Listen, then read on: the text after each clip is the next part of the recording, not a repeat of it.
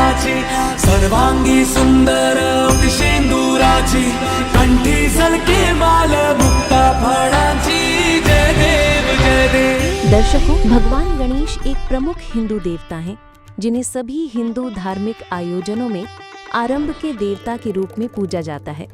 गणेश जी को बुद्धि का देवता और विघ्नहर्ता भी कहा जाता है। प्राचीन काल से ही शुभ कार्य करने से पहले गणपति जी की पूजा अर्चना करने की परंपरा रही है। लेकिन सवाल ये है, विघ्नहर्ता की पूजा करने के बावजूद भी कभी कभी कार्य में बाधा क्यों आती है? क्या हमारी पूजा करने की विधि सही नहीं है? तो चलिए इस वीडियो में हम विस्तार से जानते हैं वो सही पूजा पद्धति क्या है जिससे हमारे सारे विघ्न दूर हो सकते हैं। भगवान गणेश जी को रिद्धि सिद्धि का दाता और बुद्धि प्रदाता भी कहा जाता है। वे केवल हमारे कर्मों के अनुसार ही फल प्रदान करते हैं। लेकिन क्या आप जानते हैं आदि गणेश कौन है और कौन सी भक्ति ऐसी है जिससे हमारे भाग्य के लिखे हुए से भी अधिक फल प्राप्त हो सकते हैं और जीवन के सभी विघ्न समाप्त हो सकते हैं? तो चलिए वीडियो की शुरुआत करते हैं और गणेश जी से जुड़े इन अद्भुत तथ्यों को विस्तार से जानते हैं। भगवान गणेश जी की पूजा अर्चना के लिए भाद्रपद महीने में आने वाली गणेश चतुर्थी का विशेष महत्व है। भक्तजन इस अवसर पर गणेश जी की मूर्ति स्थापित करते हैं और 10 दिनों तक पूजा करते हैं। अंत में मूर्ति को जल में विसर्जित किया जाता है। लेकिन सवाल यह है, क्या यही भक्ति है? वास्तव में ये पूजा शास्त्र आधारित नहीं है। ये केवल मनमानी भक्ति साधना है। शास्त्रों में मूर्ति पूजा का कहीं उल्लेख नहीं मिलता।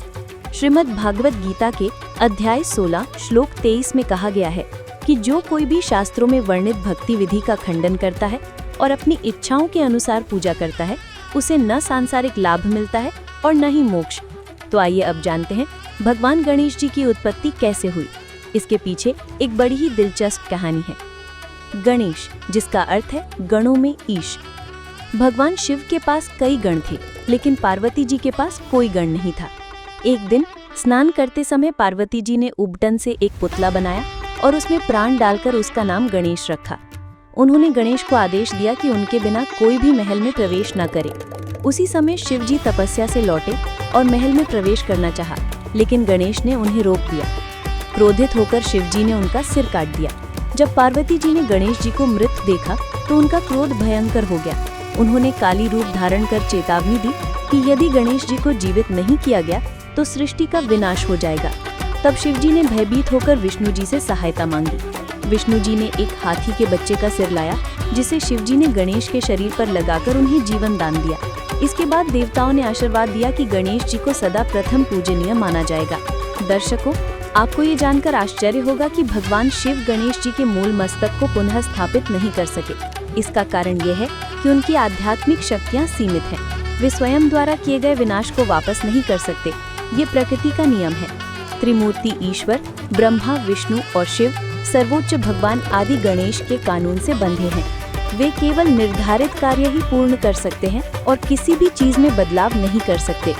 गणेश जी भगवान शिवलोक में निवास करने वाले गणों के देवता हैं और दैवीय शक्ति के मामले में भगवान शिव के अधीनस्थ हैं। वो भी जीवन और मृत्यु के अभिशाप से मुक्त नहीं है, इसलिए वे किसी भी भक्त को मोक्ष प्रदान नहीं कर सकते और न ही कर्म के लेखे को बदल सकते हैं। इसलिए भगवान गणेश को पूर्ण भगवान के रूप में नहीं गिना जा सकता। दर्शकों, पवित्र शास्त्र में प्रमाण है कि आदि गणेश अर्थात पूर्ण परमात्मा सर्वशक्तिमान है, जिनका ब्रह्मा, विष्णु, महेश भी ध्यान धरते हैं। ऋग्वेद मंडल 9 सूक्त 82 मंत्र 1 एवं ऋग्वेद मंडल 9 सूक्त 95 मंत्र 1 से 5 में प्रमाण है कि पूर्ण परमात्मा का नाम कबीर देव है। परमेश्वर साकार है, मनुष्य जैसा दिखता है, वो राजा के समान दर्शनीय है।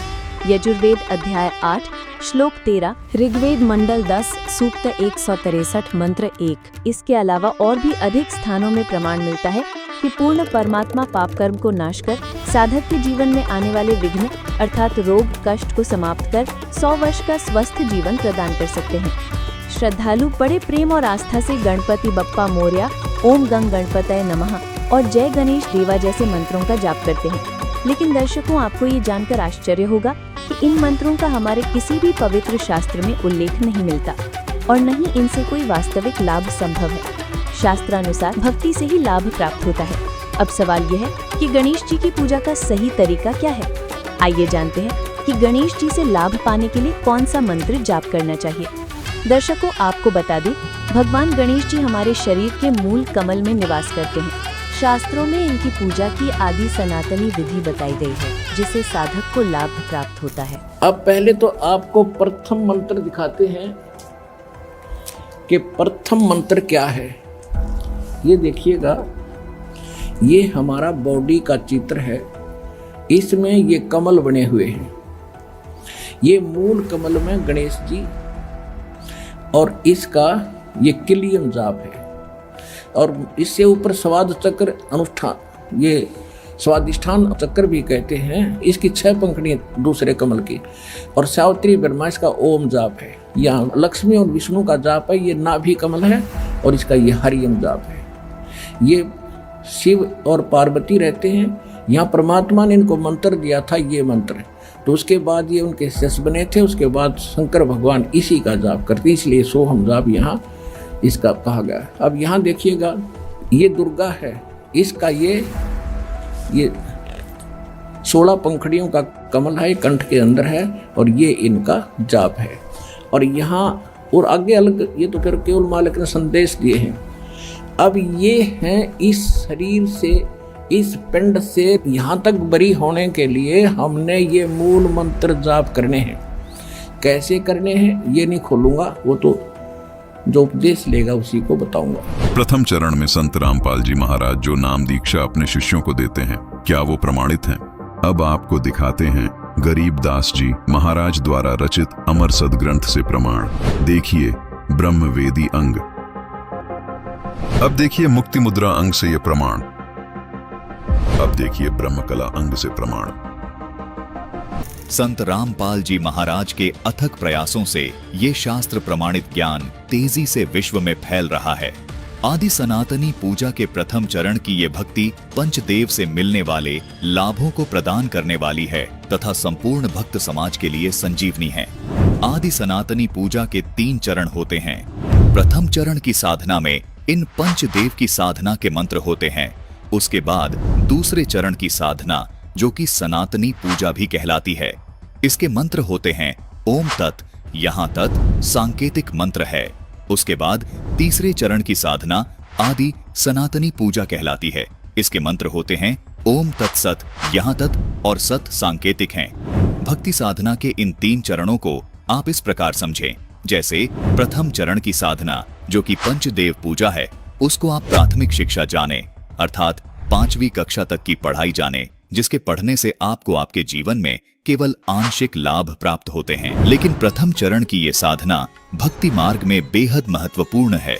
जिस प्रकार 5वीं कक्षा तक की पढ़ाई पूरी किए बिना 10वीं 12वीं तक की पढ़ाई नहीं की जा सकती, इसी प्रकार प्रथम चरण की ये पंचदेव साधना किए बिना दूसरे व तीसरे चरण की साधना नहीं की जा सकती।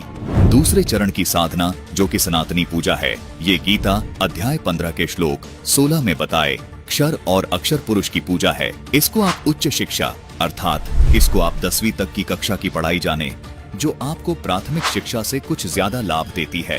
तीसरे चरण की साधना जो कि आदि सनातनी पूजा है, गीता जी अध्याय 17 के श्लोक 23 में भी इसका वर्णन है। ये गीता अध्याय 8 के श्लोक 3 में बताए परम अक्षर ब्रह्म की पूजा है। इसको आप सर्वोच्च शिक्षा जाने, जो कि आपको सब सुख और लाभ प्राप्त करवाती है। दर्शकों, केवल संत रामपाल जी महाराज ही आध्यात्मिक मार्ग की भक्ति साधना इस प्रकार 3 चरण में पूरी करते हैं। दर्शकों, आपको यहाँ ये भी शंका हो सकती है कि इस 12 अक्षर मंत्र को एक नाम अर्थात एक मंत्र क्यों कहा जाता है, जबकि ये तो अलग अलग देवी देवताओं के 5 नाम हैं। दर्शकों, गीता जी अध्याय 17 के श्लोक 23 में ये जो ओम तत् सत मंत्र लिखे हैं, ये भी दिखने में 3 मंत्र हैं, लेकिन इन तीनों नामों को गीता जी में लिखा है कि ओम तत्सत। इस प्रकार का ये सच्चिदानंद घन ब्रह्म का ये नाम कहाँ है? मतलब आदि सनातनी पूजा के तीसरे चरण की साधना का ये एक नाम है। ये 3 नाम मिलकर एक नाम कहलाता है, जिसको संत रामपाल जी महाराज के शिष्य तीसरा नाम अर्थात सार नाम कहते हैं। इसी प्रकार प्रथम चरण की साधना में मिलने वाला 12 अक्षर मंत्र ओम, किलिम, हरिम, श्रीम और सोहम मिलकर एक नाम अर्थात प्रथम नाम कहलाता है। संत रामपाल जी महाराज व उनके शिष्य हमेशा इन द्वादश अक्षर को प्रथम नाम ही पुकारते हैं।